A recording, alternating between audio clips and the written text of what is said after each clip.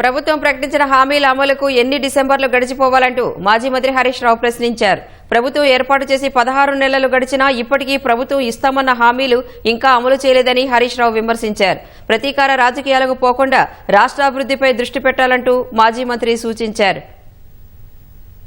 ఎన్నికల ముందు పాతాల భైరవి, నరుడా ఏమి నీ కోరిక, ఎన్నికల తర్వాత పాతాల భైరవి, నన్నేం అడగద్దు నాకేం తెలియదు.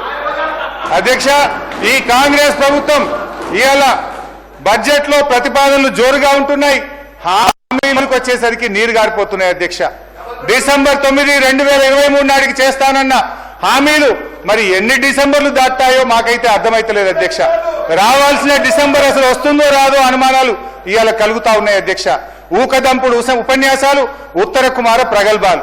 అధ్యక్ష, వ్యక్తిగత దూషణలతో మార్చురి కంపు కొడుతున్న ఈ సీఎం గారి హేయమైన ప్రసంగాలను వినలేకపోతున్నారు. అధ్యక్ష, చెవులకు చిల్లులు పడుతున్నాయి కానీ చేయూత పెన్షన్లకు చిల్లిగవ రావడం లేదు. అధ్యక్ష, ముఖ్యమంత్రి గారు ఇదే అసెంబ్లీలో అధ్యక్ష ఏమన్నారు? అధ్యక్ష, ఒక్కనొక్కరిని తోడుకలు తీస్తా, బట్టలిప్పి రోడ్డు మీద తిప్పుతా అని ఈ సభలో ముఖ్యమంత్రి గారు చెప్పారు.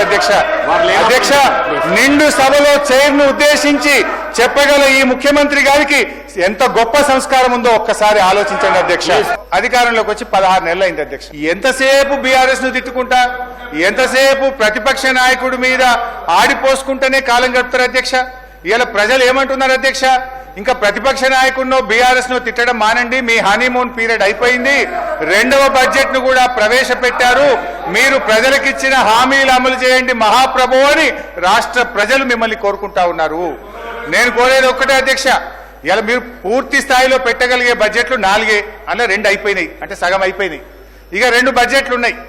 అయితే మిగిలిన 2 కూడా ఇట్లనే మీరు పుణ్యకాలం ఇట్లే చేస్తే కరిగిపోతుంది. అధ్యక్ష, దయచేసి ఇప్పటికైనా ప్రజలకిచ్చిన హామీలు అమలు చేయండి.